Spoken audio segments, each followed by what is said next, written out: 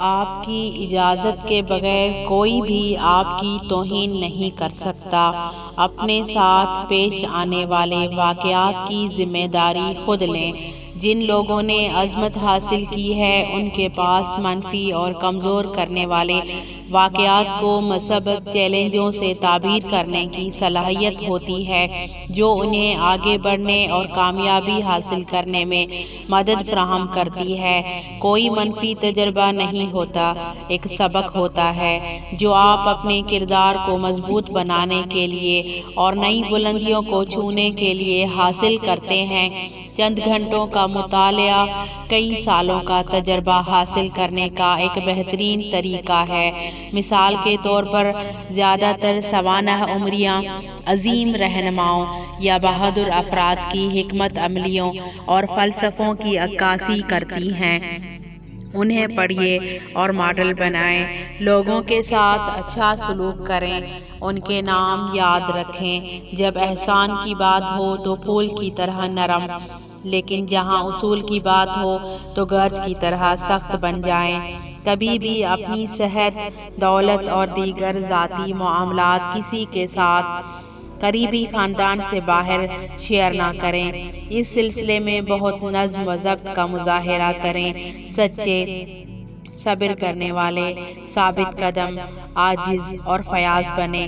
چھوٹی چھوٹی کامیابی پر بھی خود کو انعام دیں۔ اپنے دماغ، جسم اور روح کی تجدید کے لیے وقت نکالیں۔ اپنے آپ سے باتیں کریں، خود کلامی کی طاقت کو پہچانیں۔ یہ کام کرتا ہے اور بہترین پرفارمنس کے لیے ایک ضروری ٹول ہے۔ ہم سب کسی نہ کسی طرح سے اداکار ہیں، اس لیے یہ ضروری ہے کہ کھلاڑیوں اور عوامی شخصیات کے اس تکنیک کو اپنی ترقی کے لیے استعمال کیا جائے۔ بولا ہوا لفظ ذہن پر ایک طاقتور اثر ڈالتا ہے۔ اپنی ترقی کی پیمائش کرنے اور اپنے خیالات کے اظہار کے لیے ایک ڈائری رکھیں۔ یہ نہ صرف اپنی کامیابیوں بلکہ اپنی پریشانیوں کو لکھنے، فکر کی عادت کو مٹانے، بہترین حالت میں رہنے اور سوچ کی درستگی کو فروغ دینے کے لیے دنیا کے مؤثر طریقوں میں سے ایک ہے۔ تناؤ محض ایک رد عمل ہے جو آپ کسی واقعے کی تشریح میں تخلیق کرتے ہیں۔ دو لوگوں کے دو مختلف رد عمل سامنے آتے ہیں۔ مثال کے طور پر، رات کے کھانے کے بعد کی تقریر ایک ناتجربہ کار مقرر کے دل میں خوف پیدا کر سکتی ہے، جبکہ ایک مضبوط خطیب اسے اپنے خیالات کا اظہار کرنے کا ایک بہترین موقع سمجھتا ہے۔ اسٹیفن کووی کی کتاب کامیاب لوگوں کی 7 عادتیں پڑھیں۔ اس میں خود کو بہتر بنانے کے لیے بہترین طریقے بیان کیے گئے ہیں۔ ایک اچھے آڈیو ٹیپ صارف بنیں۔ بینک میں لائن میں انتظار کرتے ہوئے، شام کو برتن دھونے کے دوران اپنے کام پر جاتے ہوئے آڈیو بکس سنیں۔ ڈرائیو کے وقت کو بھی اس بہترین کام کے لیے استعمال کر سکتے ہیں۔ ہر 2 ہفتوں میں ایک دن روزہ رکھنے کی کوشش کریں۔ روزے کا آپ کی قوت ارادی پر بہت اچھا اثر پڑتا ہے۔ جیمز ایلن کی کتاب ایز اے مین تھنکیتھ بار بار پڑھیں۔ اس میں ایک بھرپور اور خوشگوار زندگی گزارنے کے طریقے بیان کیے گئے ہیں۔ یاد رکھیں، معافی ایک ایسی خوبی ہے جو بہت کم لوگوں کو ملتی ہے، لیکن اس ایک خوبی سے بہت ذہنی سکون ملتا ہے۔ اپنا کپ خالی کریں۔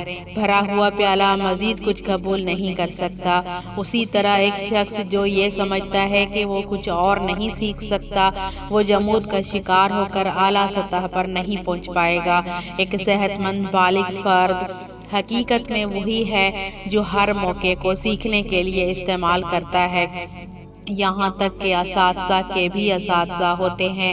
2 منٹ کی خاموشی دماغ کی توجہ بڑھانے کی ایک بہترین ورزش ہے۔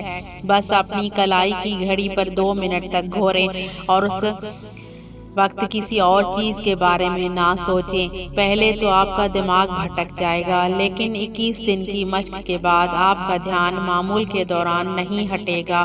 کمیونیکیشن کی صلاحیتوں میں اضافے کے لیے عوامی تقریر کے فن میں مہارت حاصل کریں۔